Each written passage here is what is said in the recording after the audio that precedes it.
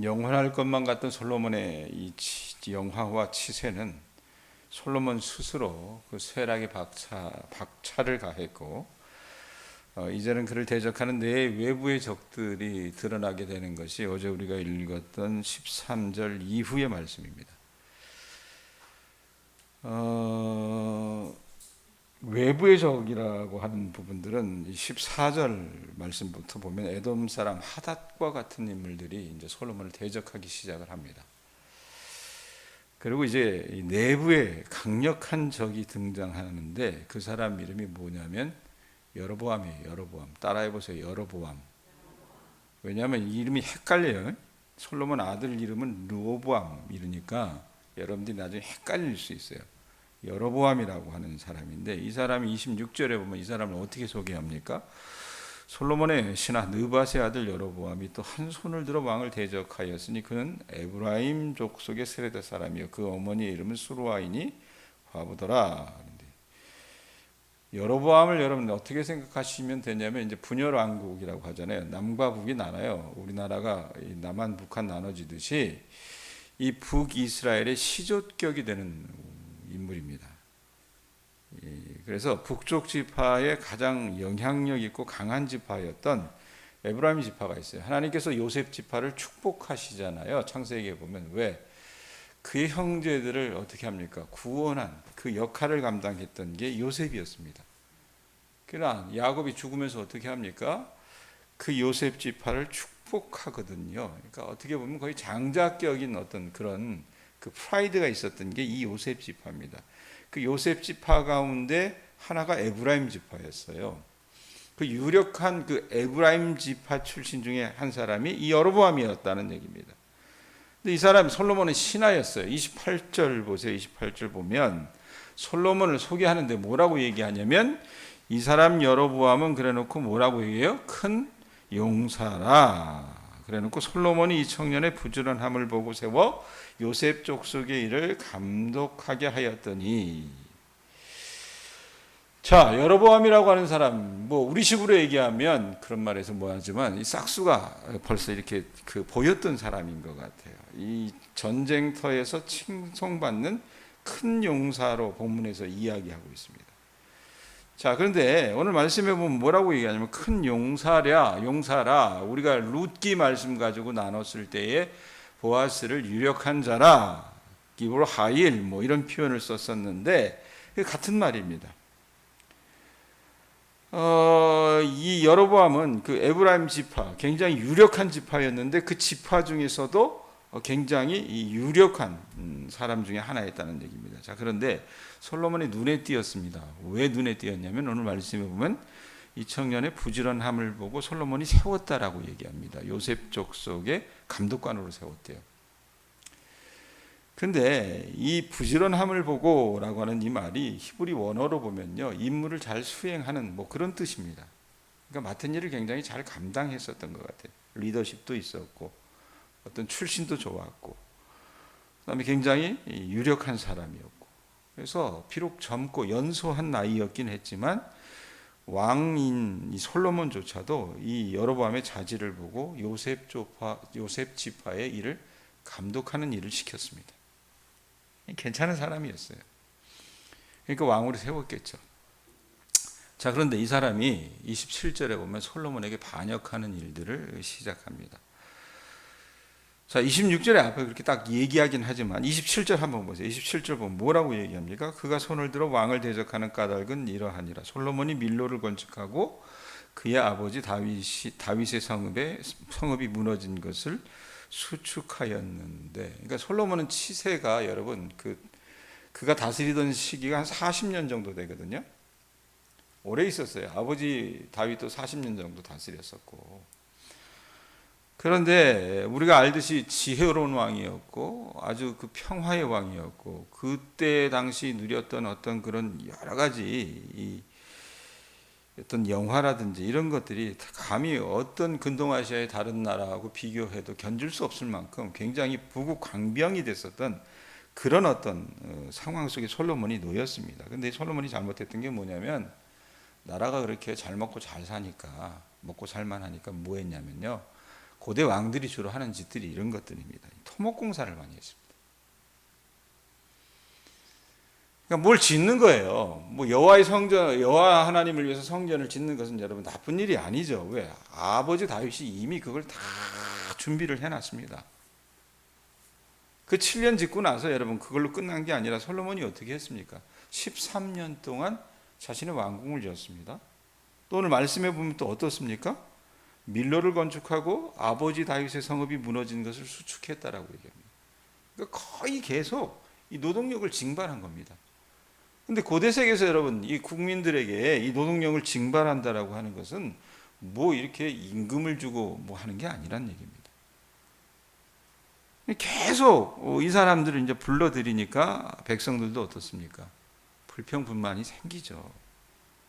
그래서 여로보암이 그 일들을 감독하는 그 입장에 있었기 때문에 여로보암에게 사람들이 모이기 시작한 겁니다.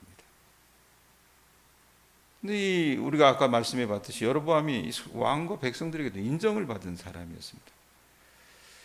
자, 그런데 이제 언뜻 보면 이 솔로몬이 그 치세하는 동안 너무 백성들에게 일을 많이 시켜서 그 나라가 망한 거야. 우리가 그렇게 생각할 수 있겠지만 성경은 다르게 이야기합니다. 또 다르게. 자, 나라꼴이 이제 솔로몬 거의 치세 끝말에 가면 거의 말이 아니었습니다. 여러분 조선 시대도 왜 망한 것이었냐면 이 소위 말하면 이 세제, 국민들에게 세금 먹이고 이러는 것들을요 제대로 그 관리 감독을 하지 않았기 때문에 나라가 망해요. 실제로 조선이 망할 때 보면 삼정의 문란이라 그래가지고 어떤 식으로 그러니까 밀란이 일어나고 막 그 봉기가 일어나고 이럴 때는 어떤 거냐면 이 백성들에게 세금을 징발할 때 불공정하게 이제 세금을 징발하는 경우들이 굉장히 많았습니다. 대표적인 게 여러분 뭡니까? 여기가 이 전라북도 이 전주를 포함해서 이쪽 쭉 이 지역 일대가 동학 농민운동의 이 본거지였어요. 여기가요. 그 사람들이 여러분 왜 들고 일어났습니까?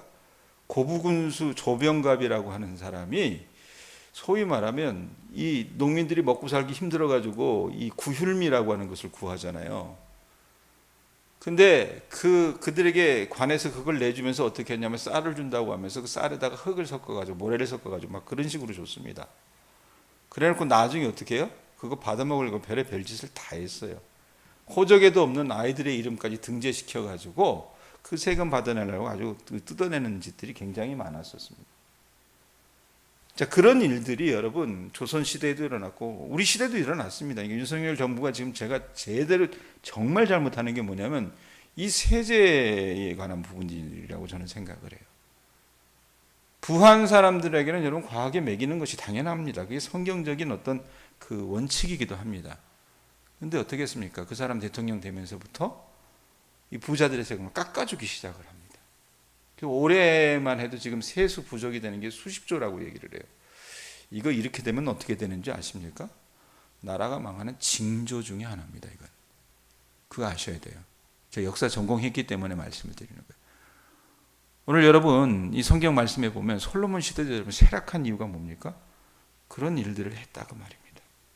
자, 하나님이 이거 보고 계시면서 가만히 계셨겠어요? 여러 번 솔로몬에게 하나님께서 경고하셨잖아요. 고치질 않습니다. 그래서 누구를 보냅니까? 아히야라고 하는 선지자를 여로보암에게 보내십니다. 자, 어느 날이었습니다. 여로보암이 예루살렘을 떠나 시골에 있을 때 아히야가 여로보암에게 딱 나타나가지고 아마 새 옷을 입고 갔는 모양입니다. 제가 오늘 우아기를 입었잖아요. 뭐 괜찮은 옷을 딱 입고 갔는데 여로보암에게 나타나서 그 새 옷을 그 멀쩡한 새 옷을 12조각으로 이렇게 북북 찢어가지고 나눠가지고 그 중에 10조각을 여로보암에게 딱 던져주었습니다. 31절이 나와요. 31절 보세요. 여로보암에게 이르되 너는 10조각을 가지라. 이스라엘의 하나님 여호와의 말씀이 내가 이 나라를 솔로몬의 손에서 찢어 빼앗아 10지파를 내게 주고. 그냥 실물로 하나님께서 보여주신 거예요. 자, 이 나라가 12지파의 연합이잖아요. 그 중에 나라 지파 10개를 빼가지고 너에게 주겠다라고 하는 메시지를 전해주십니다. 자, 그러면서 왜 그렇게 하시는지 이유를 말씀을 하시는데 그 상황들을 얘기하시는데 거기 한번 보세요. 그 중 하나가 뭐냐면 두 가지 메시지를 전해주는데 그 중 하나의 메시지가 뭐냐면 하나님이 이스라엘을 솔로몬의 손에서 찢어 빼앗아 10지파에게 여로보암에게 주시겠다고 하시는 그 말씀 그대로의 내용입니다. 그럼 왜 그렇게 하시느냐? 도대체 솔로몬이 뭘 잘못했길래, 제가 방금 전에도 말씀드렸듯이 그냥 언뜻 눈에 보기에는 너무 백성들의 어떤 노동력을 징발했기 때문이다. 그 세제를 불공정하게 어떻게 부과했기 때문이다. 이렇게 볼 수 있겠지만 성경은요 다르게 얘기합니다. 조금은 더 깊은 의미를 얘기합니다.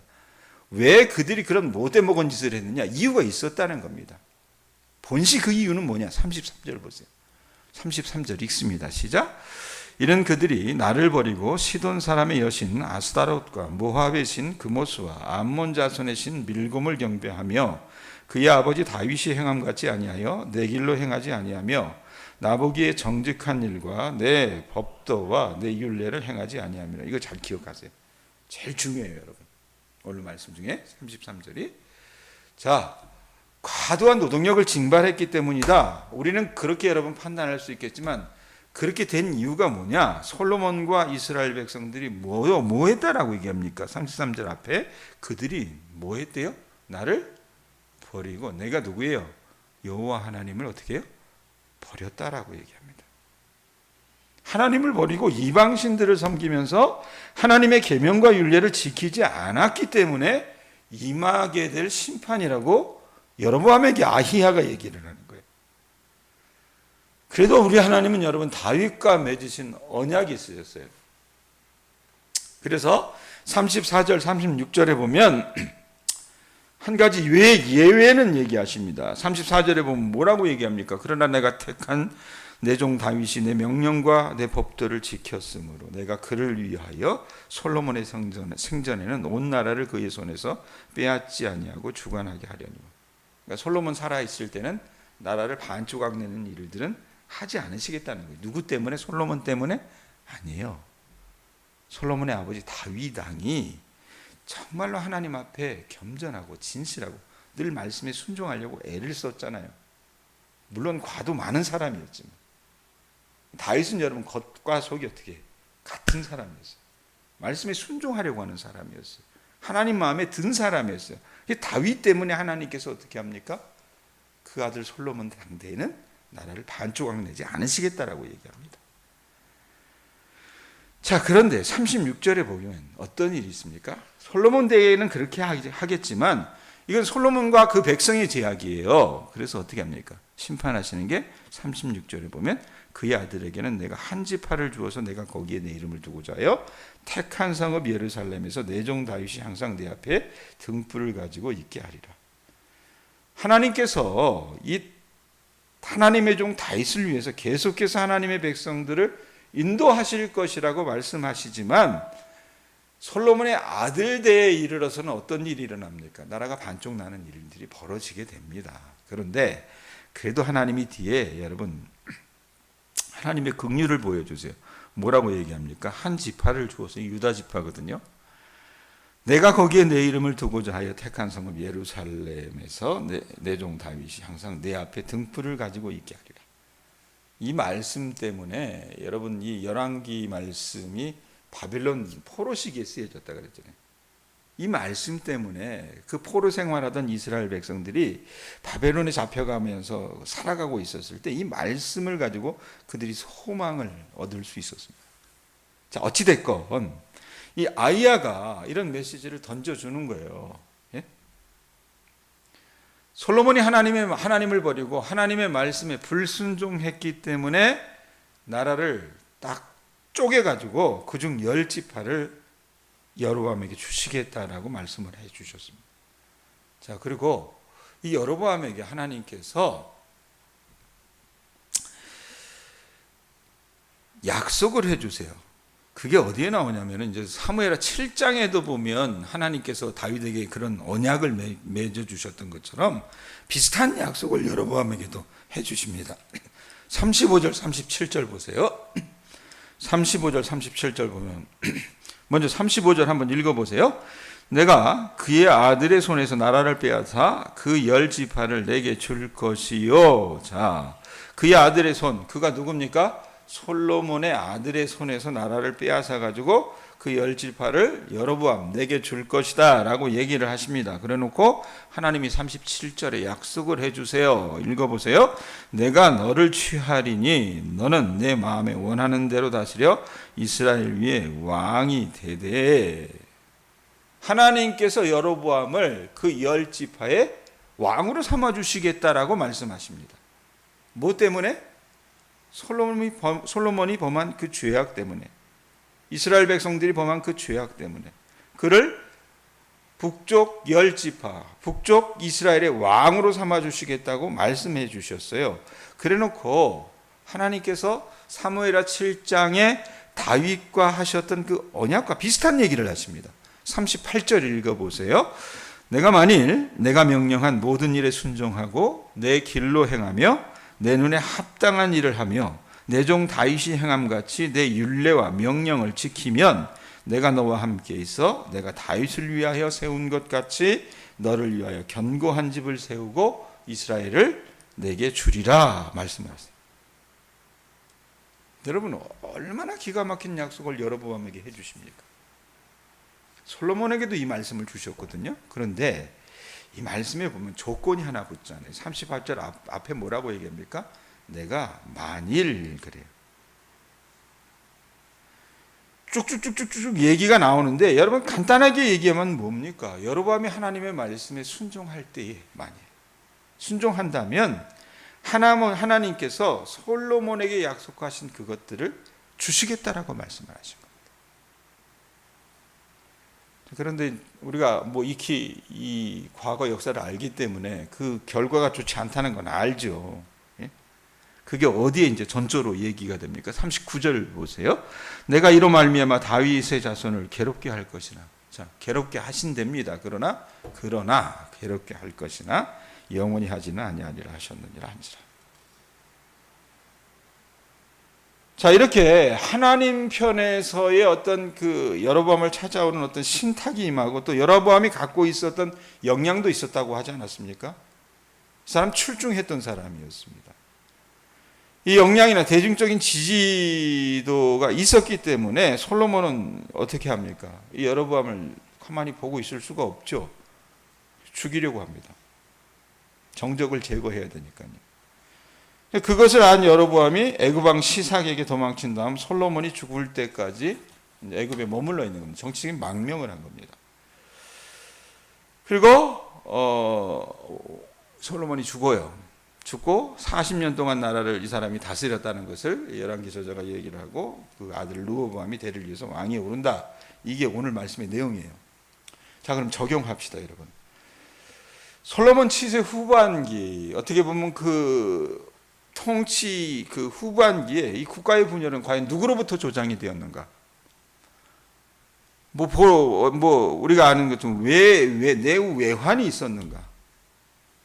우리가 이후에도 쭉 보겠지만 언뜻 보면 여러분 솔로몬이 그의 통치 시기에 벌였던 과도한 이런 토목공사 때문에 백성들이 너무 고달파서 그들이 반역을 한 것이다. 그 나라가 갈라진 것이다. 그렇게 이야기할 수 있을런지 모르겠지만 좀 전에도 제가 얘기했듯이 33절 말씀을 여러분 꼭 기억하실 수 있기를 바랍니다. 이런 그들이 여호와 하나님을 버리고 시돈 사람의 여신 아스타롯과 모압의 신 그모스와 암몬 자손의 신 밀곰을 경배하며 우상을 경배했습니다. 그리고 그의 아버지 다윗이 행함 같이 하지 아니하여 내 길로 행하지 아니하며 순종하지 않았다는 얘기입니다. 그러니까 하나님 보시기에 정직한 일과 내 법도와 율례를 행하지 아니함이라. 예를 들면 이런 과도한 어떤 노동력의 징발 같은 것이겠죠. 여러분, 다윗함은요 그렇게 완전히 흠결이 없는 사람은 아니었습니다. 우리가 알듯이 이 사람은 여러분 살인범이었습니다. 살인을 교사했잖아요.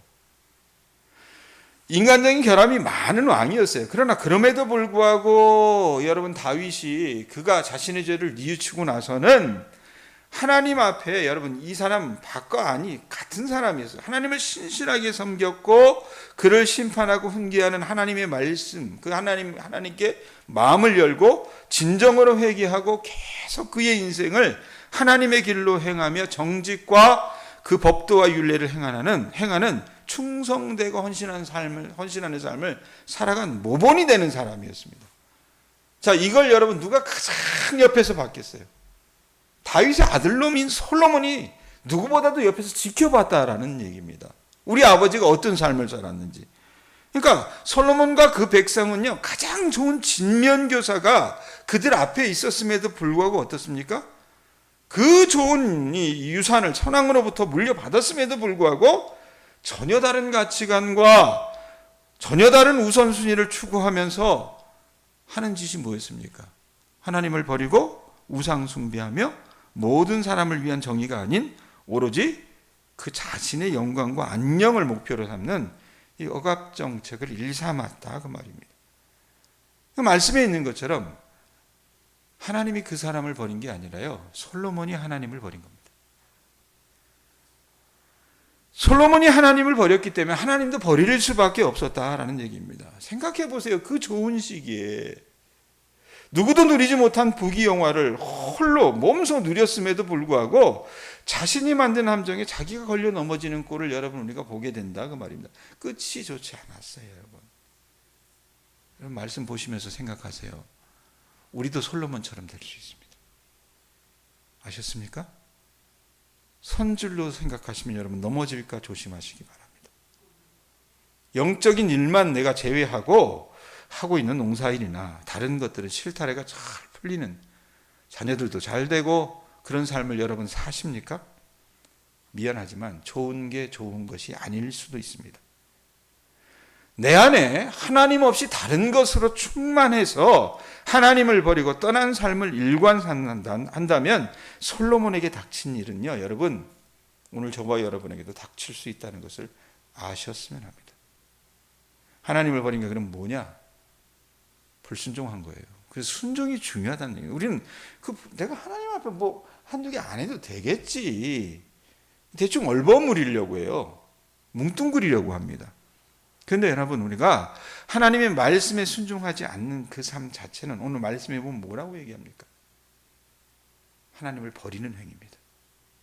그리고 그것은 솔로몬 이후에 그 비참한 삶의 결과로 그 백성들에게 주어졌듯이 우리에게도 주어질 수 있다는 것을 여러분 말씀을 통해서 교훈으로 얻으실 수 있기를 바랍니다. 하나님은 여러분들이요 다윗처럼 하나님의 마음에 합한 자로 하나님의 눈에 합당한 일을 하며 하나님 앞에서 정말로 율례와 명령을 지키며 순종하는 삶을 살아가기를 우리 주님은 원하십니다. 그렇게 살아나갈 때에 하나님께서 여로보암에게 약속하셨던 것처럼 다윗을 위하여 세운 것 같이 여러분을 위하여 견고한 집을 세우고 이스라엘을 여러분에게 주실 수 있다라는 얘기입니다. 아셨어요? 그러려면 해야 될 게 뭡니까? 결론은 또 하나입니다. 순종하시기 바랍니다. 아셨죠? 그래서 오늘 하루도 그런 삶을 살아나가는 주님의 자녀들 되실 수 있기를 축원드립니다.